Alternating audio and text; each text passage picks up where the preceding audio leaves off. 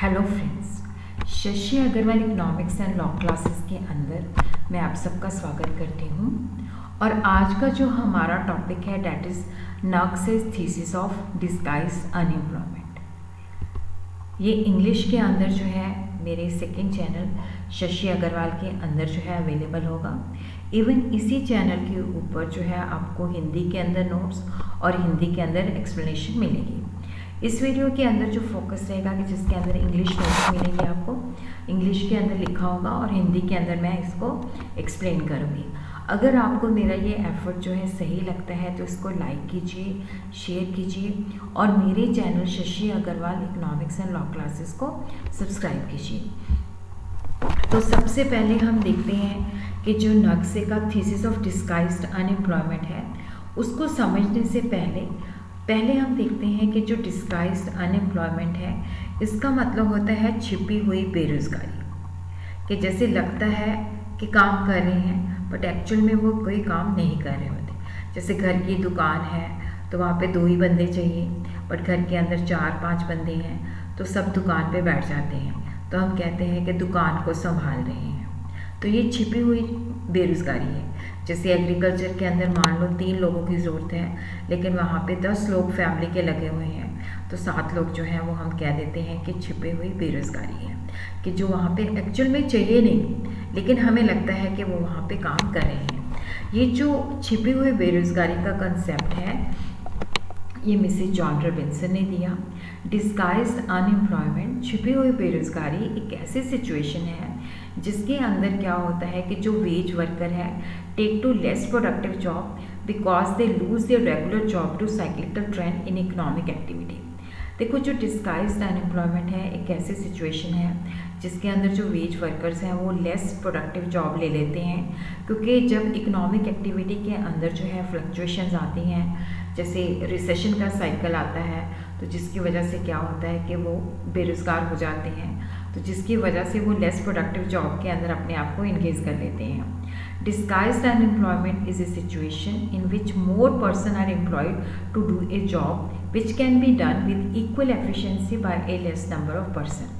अगर हम अल्पविकसित देशों की बात करें तो वहाँ पे जो छिपी हुई बेरोज़गारी होती है उसका मतलब होता है कि जितने व्यक्ति चाहिए उससे ज़्यादा लगे हुए हैं। जैसे घर की दुकान है तो 2 ही बंदे चाहिए बट वहाँ पे 5 मेंबर हैं तो पाँचों दुकान पे बैठते हैं, तो दिखने को तो लगता है कि काम कर रहे हैं पर 3 बंदे तो जो हैं कुछ छिपे हुए बेरोज़गार हैं।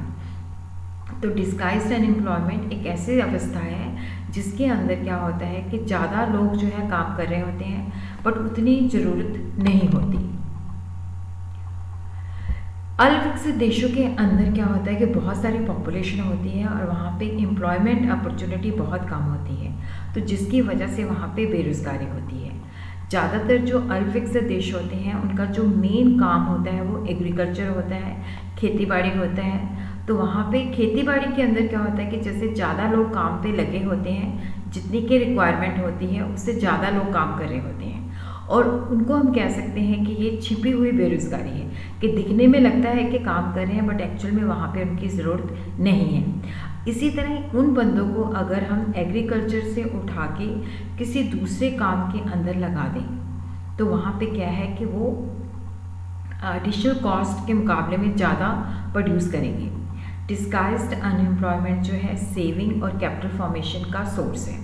ये जो लाइन है इसको आप हम इस तरह से भी समझ सकते हैं, जैसे मान लो घर के अंदर जो है 4 फैमिली मेम्बर्स हैं, चारों ही एक बंदे के ऊपर डिपेंडेंट हैं, ठीक है। अब क्या होता है कि जो बच्चा है उसको जॉब मिल जाता है तो मान लो उसका जो खर्चा है वो फादर ही चलाते हैं, तो जो वो एडिशनल जनरेट करता है वो सेविंग हो जाएगी, उसको हम निवेश करके वो कैपिटल फॉर्मेशन हो जाएगी। तो इसी तरह एग्रीकल्चर के अंदर क्या होता है कि जो छिपी हुई बेरोज़गारी है, जैसे मान लो वहाँ पे 5 बंदे हैं बट हमें 2 चाहिए, तो 3 बंदों को हम क्या करते हैं इंडस्ट्री के अंदर लगा देते हैं। जब इंडस्ट्री के अंदर काम करते हैं तो वो उनको एडिशनल इनकम जनरेट होती है, उनका खर्चा पाना है। अगर वही जो वो एग्रीकल्चर के अंदर जो रह गए हैं बाकी 2 लोग वो पूरा करें तो वो जो है सेविंग हो जाएगी, और सेविंग जो है निवेश के अंदर कन्वर्ट हो जाएगी, और जिससे क्या है कि कैपिटल फॉर्मेशन जो है अल्पविकसित देशों के अंदर स्टार्ट हो जाएगा। अब नेचर ऑफ अनएम्प्लॉयमेंट जो है अल्पविकसित देशों के अंदर और डेवलप्ड नेशंस के अंदर डिफरेंट होती है। अब देखो, जो अल्पविकसित देश होते हैं वहाँ पे ये जो समस्या होती है लंबी होती है, क्योंकि वहाँ पे एम्प्लॉयमेंट अपॉर्चुनिटीज़ नहीं होती। लेकिन जब हम विकसित देशों की बात करते हैं, डेवलप्ड नेशंस की बात करते हैं, तो वहाँ पे ये जो समस्या होती है साइक्लिकल, कि जैसे रिसेशन है, रिसेशन की वजह से क्या है कि लोगों की डिमांड कम हो गई है, तो ये जो है टेम्परेरी फेस होता है, क्योंकि लोगों की जो है डिमांड नहीं है, जिसकी वजह से क्या होता है कि वो बेरोज़गार हो जाते हैं।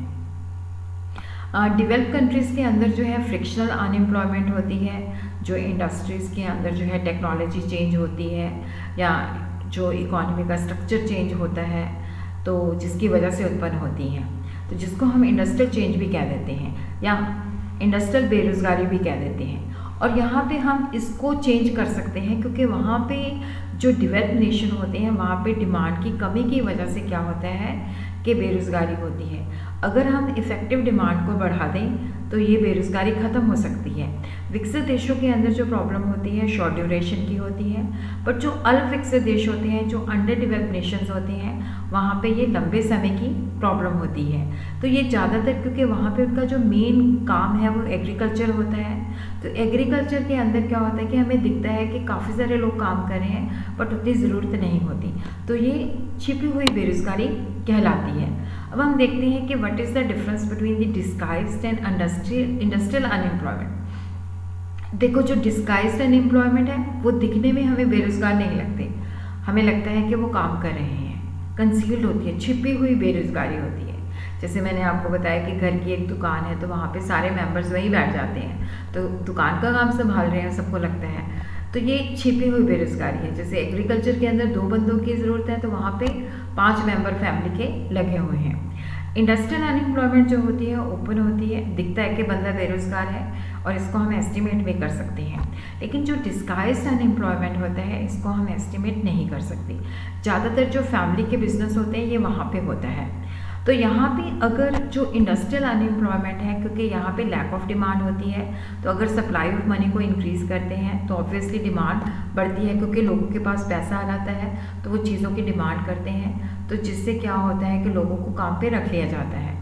बट जो अल्प विकसित देश होते हैं वहाँ पे पैदावार सप्लाई जो होती है इतनी चीज़ें नहीं बनती, तो अगर मनी की सप्लाई वहाँ पे हम करते हैं तो चीज़ों की पैदावार नहीं होती, तो डिमांड बढ़ जाती है, क्योंकि सप्लाई नहीं होती, तो जिसकी वजह से कीमतें बढ़ जाती है। तो जो छिपी हुई बेरोज़गारी होती है इसको एस्टिमेट करना बहुत ही मुश्किल होता है। अब हम देखते हैं कि what is the meaning of disguised unemployment.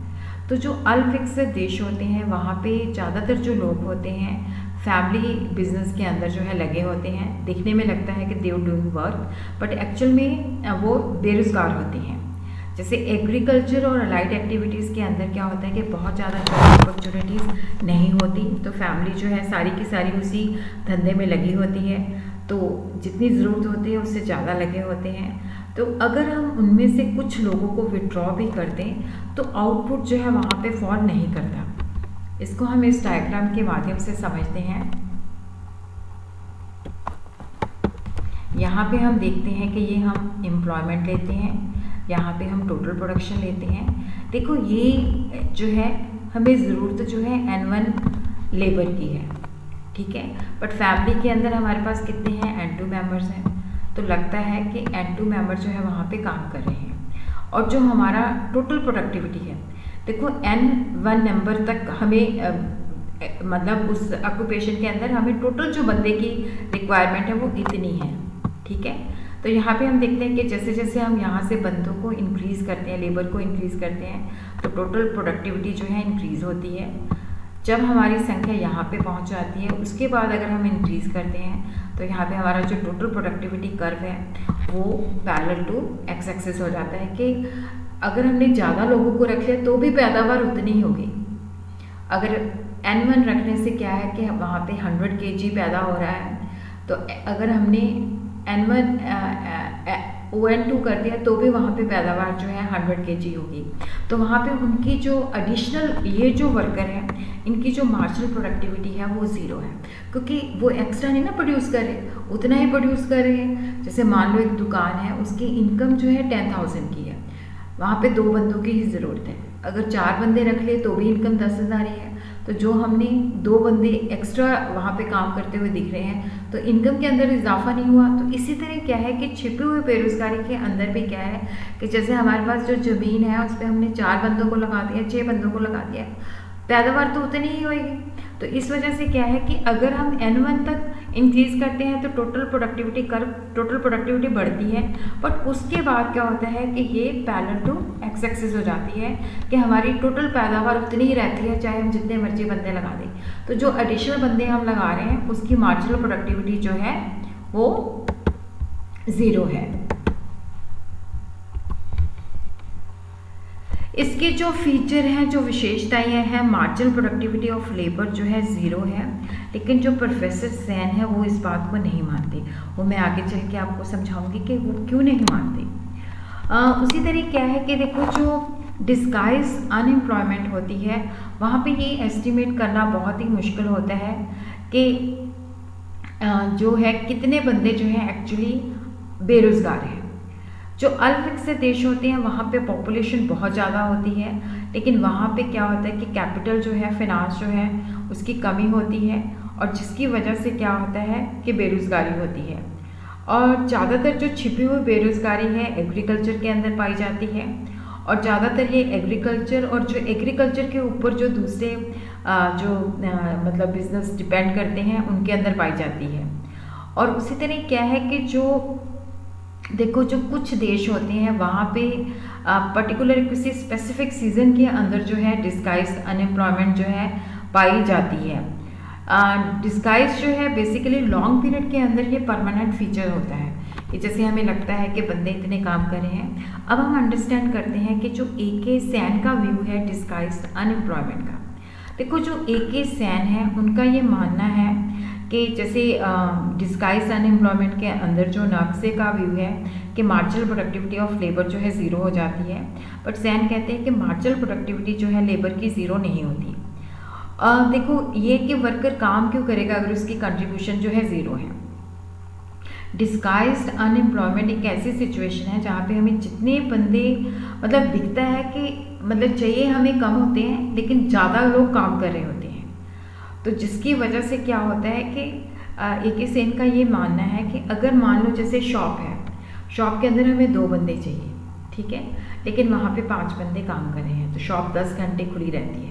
तो मान लो वहाँ पे 2 बंदे चाहिए तो वो 5-5 घंटे काम करते हैं। अब वहाँ पे 5 बंदे हैं तो डेफिनेटली वहाँ पे वो सबको 2-2 घंटे काम करना पड़ेगा।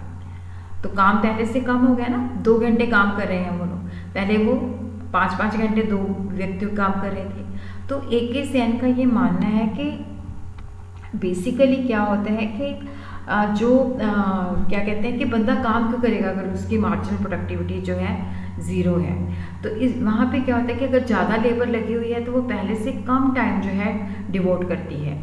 तो डिस्गाइज्ड अनएम्प्लॉयमेंट एक सिचुएशन है जहाँ पे ज़्यादा लोग जो हैं इंगेज्ड होते हैं जितने के चाहिए होते हैं। तो यहाँ पे हम इस डायग्राम के माध्यम से अंडरस्टैंड करते हैं कि A.K. सैन का जो व्यू पॉइंट है। देखो यहाँ पे जो ये वाला हिस्सा जो है पॉजिटिव है, ये वाला हिस्सा जो है पॉजिटिव है, यहाँ पे हमने टोटल आउटपुट लिया है। इधर हमने जो ये वाला हिस्सा है नेगेटिव है, यहाँ पे हमने नंबर ऑफ लेबर लिए है। तो यहाँ पे हम देखते हैं कि अगर L1 बंदे की हमें ज़रूरत है, उन्होंने इतना टाइम लगाना है, तो टोटल प्रोडक्टिविटी हमारी जो है यहाँ तक इन्हांस हो रही है।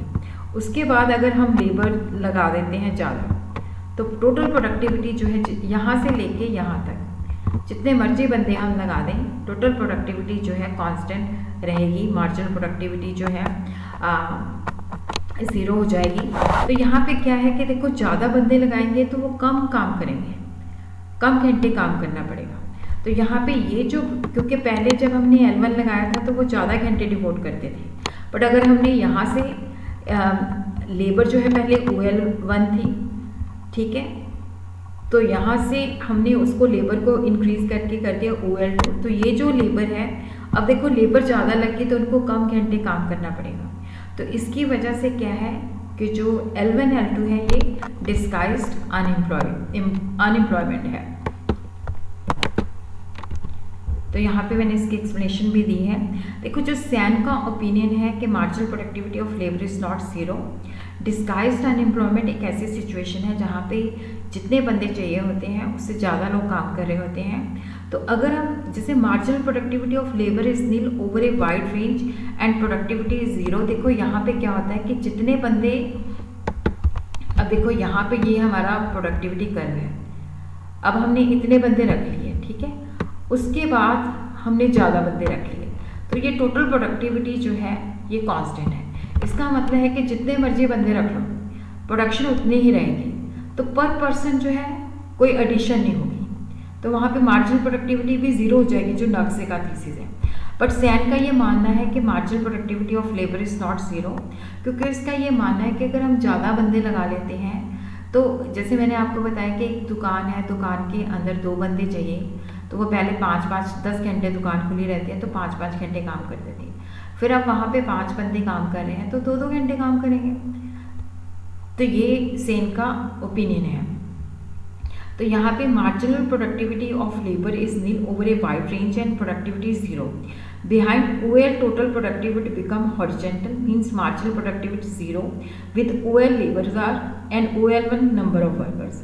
अगर वहाँ पे हमने OL2 कर दिया है तो L1 L2 वर्कर जो है वो छिपे हुए बेरोजगार हैं।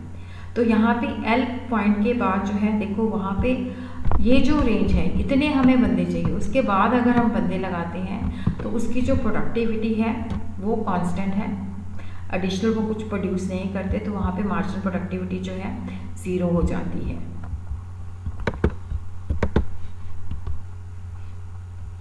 अब हम देखते हैं कि जो बेसिकली जो डिस्गाइज्ड अनएम्प्लॉयमेंट है, ये जो अल्पविकसित देश है उसके अंदर ये सेविंग पोटेंशियल क्या है। तो यहाँ पे क्या है कि देखो छिपी हुई बेरोजगारी है, तो यहाँ पे लेबर पावर जो है नेचुरली बहुत सारी लेबर हमारे पास अवेलेबल है। तो नक्शे और ल्यूस का ये व्यू था कि जो अनएम्प्लॉयमेंट है, जो डिस्गाइज्ड अनएम्प्लॉयमेंट है, ये एक सोर्स ऑफ सेविंग है और अल्पविकसित देशों के अंदर जो है कैपिटल फॉर्मेशन हो सकती है। ल्यूस की जो थ्योरी है वो कहता है कि इकोनॉमीज़ के अंदर जो अल्पविकसित देश होते हैं, सब्सिस्टेंस सेक्टर होता है, कैपिटलिस्टिक सेक्टर होता है। सब्सिस्टेंस सेक्टर जो होता है एग्रीकल्चर के अंदर लगा होता है, तो ज़्यादा पॉपुलेशन होती है, तो जिसकी वजह से सप्लाई ज़्यादा होती है तो वेजेस लो होती हैं। कैपिटलिस्ट सेक्टर जो होता है जिसके अंदर इंडस्ट्री होती है, तो वहाँ पे मार्जिनल प्रोडक्टिविटी काफ़ी हाई होती है और काफ़ी हाई वेजेस होती हैं। तो अगर ल्यूस का ये मानना था कि अगर हम लेबर को सब्सिस्टेंस सेक्टर से हटा के कैपिटलिस्ट सेक्टर के अंदर भेज देते हैं तो मार्जिनल प्रोडक्टिविटी बढ़ जाएगी, ठीक है। तो नेचुरली क्योंकि अगर जो लेबर हम सब्सिस्टेंस सेक्टर से कैपिटलिस्ट सेक्टर के अंदर भेजते हैं, ठीक है, अगर हम उनको सब्सिस्टेंस सेक्टर से ज़्यादा बट कैपिटलिस्ट सेक्टर से लो वेजेस देते हैं तो डेफिनेटली जो कैपिटलिस्ट हैं उनको प्रॉफिट होगा। तो अगर उसी प्रॉफिट को री इन्वेस्ट कर देते हैं तो इकोनॉमिक ग्रोथ जो है शुरू हो जाती है। तो ये आप डिटेल के अंदर जो है मेरी ल्यूस की जो थ्योरी है उसको स्टडी कर सकते हैं, उसका अलग से सेपरेट पढ़ा हुआ है। अब जो नक्शे की थ्योरी है कि जो अल्पविकसित देश है वहाँ पे जो छिपी हुई बेरोजगारी होती है कि जितनी हमें ज़रूरत है उससे ज़्यादा लोग काम कर रहे हैं, तो उसी तरह क्या होता है कि वो एग्रीकल्चर के अंदर बिजी होते हैं। मतलब तो एग्रीकल्चर जो है सब्सिस्टेंस सेक्टर है जहाँ पे सेविंग जो है बिल्कुल नहीं होती, क्योंकि वहाँ पे जितने चाहिए होते हैं उससे ज़्यादा लोग रखे होते हैं। तो जो प्रोडक्टिवली काम कर रहे होते हैं उनको भी अपनी सेविंग जो होती है, जो अनप्रोडक्टिव जो कुछ ऐड नहीं करे उसके ऊपर खर्च करनी पड़ती है। तो ये जो अगर हम जो अनप्रोडक्टिव बंदे हैं इसको हम कहीं इंडस्ट्री के अंदर लगा दें तो ये जो है एक सोर्स है सेविंग का और जो कि सोर्स है कैपिटल फॉर्मेशन का। तो इसी को नक्शे ने कहा है कि डिस्गाइज्ड सेविंग पोटेंशियल है। अब हम देखते हैं कि डिस्गाइज्ड सेविंग पोटेंशियल क्या है।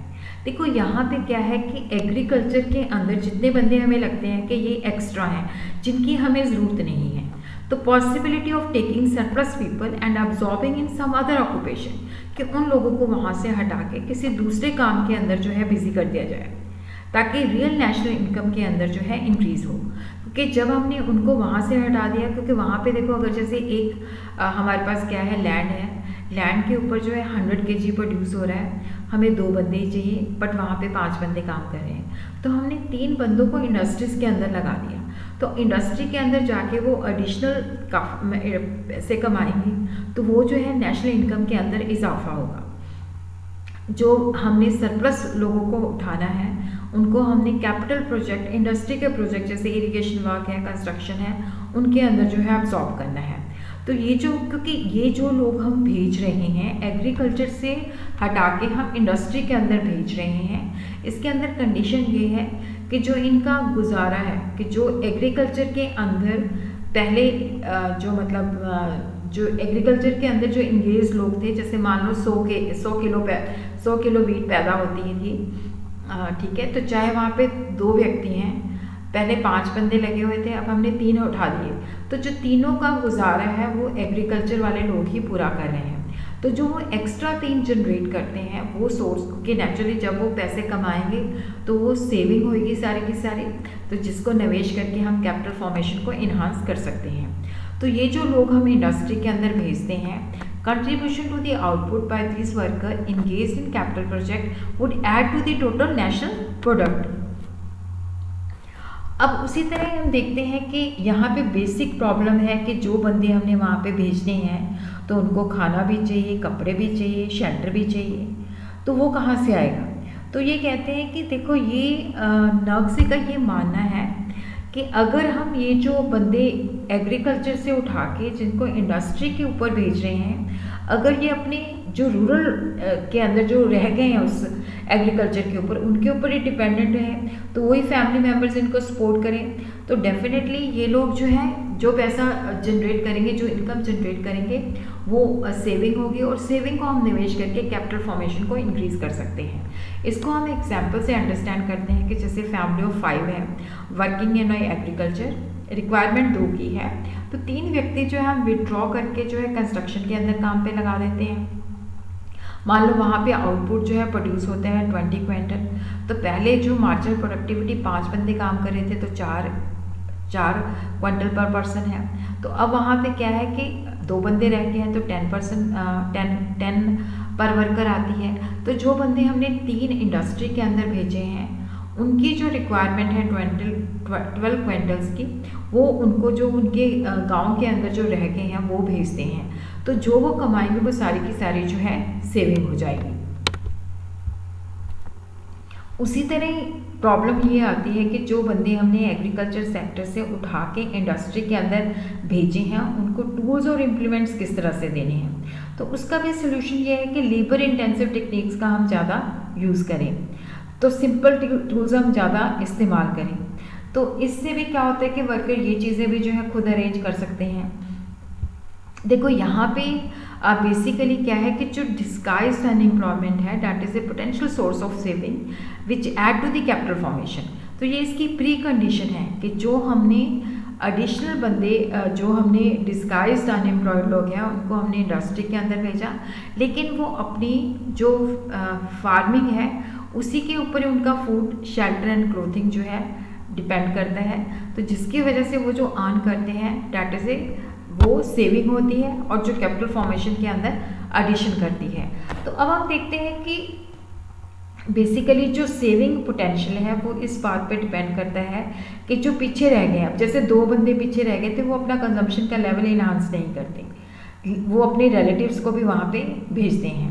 अगर ये कंडीशन सेटिस्फाई नहीं होगी तो डेफिनेटली कंसील्ड जो हम चाहते हैं कि जो डिस्गाइज्ड अनएम्प्लॉयमेंट है जिसको हमने इंडस्ट्री के अंदर भेजा है, जो कि पोटेंशियल सोर्स ऑफ सेविंग है, कैपिटल फॉर्मेशन है, तो उसके अंदर लीकेज हो सकती है कि जितना हमने सोचा था उससे कम जो है सेविंग पोटेंशियल हो सकता है।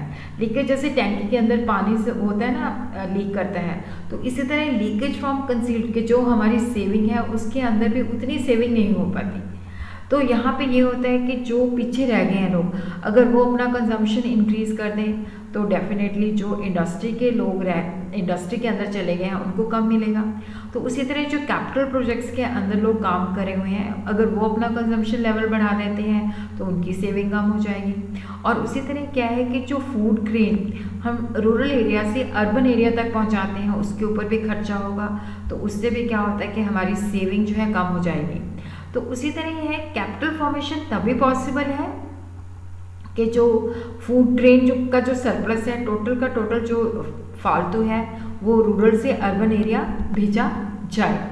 तो इसका सोल्यूशन जो है एग्रीकल्चर के ऊपर जो है टैक्सेशन लग सकता है, बट एग्रीकल्चर को टैक्सेशन लगाना जो है बहुत ही डिफ़िकल्ट है। इस तरह से भी हो सकता है कि सरकार जो है एग्रीकल्चर टैक्सेशन जब लगाती है कि जो सरप्लस फूड ग्रेन है वहाँ से लेके वो टैक्सेशन फूड ग्रेन की मात्रा में फूड ग्रेन में ही ले और वहाँ पे इंडस्ट्री के अंदर दे, या रेंट जो है वो फूड ग्रेन की फॉर्म में ले, या बेसिकली जो है कि जो रह गए हैं उनको कहा जाए कि जो सरप्लस है वो आप गवर्नमेंट को सेल करो ताकि गवर्नमेंट जो है उनको प्रोवाइड करे। तो उसी तरह मान लो जैसे हमें जो हमारे लोग जो हैं छिपे हुई जो बेरोजगारी थी उनको हमने ट्रांसफ़र कर दिया है, इंडस्ट्री के अंदर काम करने पे लगा दिया है, शहरों के अंदर भेज दिया है। तो उनको लो मान लो कि हमें 2 करोड़ का फूड ग्रेन भेजना है, 2 करोड़ का मतलब सारा राशन पानी भेजना है, तो 1 करोड़ तो उसके खर्चा लग जाता है। तो 1 करोड़ कहाँ से आएगा? तो उसके लिए हमें एडिशनल जो सोर्सेज हैं वो जनरेट करने चाहिए।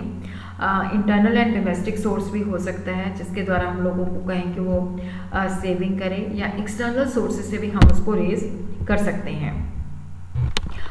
उसी तरह जो नक्शे का थीसिस है इसको क्रिटिसाइज भी किया गया है। देखो इसको जो बेसिकली क्रिटिसाइज किया गया है कि कुछ जो अर्थशास्त्री हैं उनका ये मानना है कि नक्शे का थीसिस जो है इस कंडीशन के ऊपर है कि जो कोई लीकेज नहीं है। लीकेज का मतलब है कि जो फार्मिंग के अंदर रह गए हैं वो अपनी कंजम्पशन को रेज नहीं करते, ठीक है। तो उसी तरह क्या है कि भी कोई लीकेज वगैरह नहीं होती।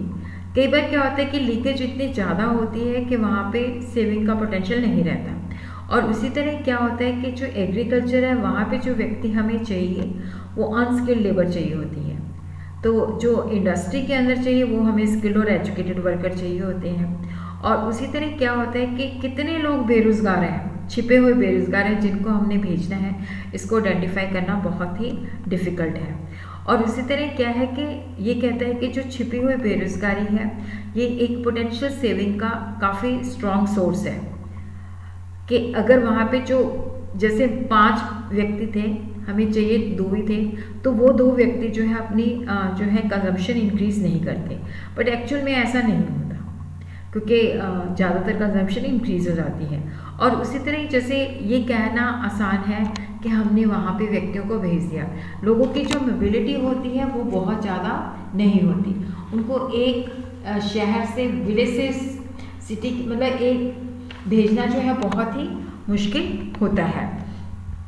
और उसी तरह क्या है कि देखो यहाँ पे जो कंजम्पशन है उसका लेवल इंक्रीज़ हो सकता है, पॉपुलेशन जो है उसी तरह क्या है कि लोगों का कंजम्पशन लेवल हो सकता है, पॉपुलेशन बढ़ सकती है, कम्प्लीमेंट्री सेविंग नहीं हो सकती।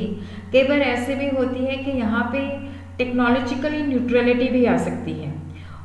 कई बार क्या होता है कि जैसे बहुत सारा सरकार जो है जब टेक्नोलॉजी डेवलप करती है तो बहुत सारा खर्चा जो है करती है जो उसकी ग्रोथ के लिए ज़रूरी होता है।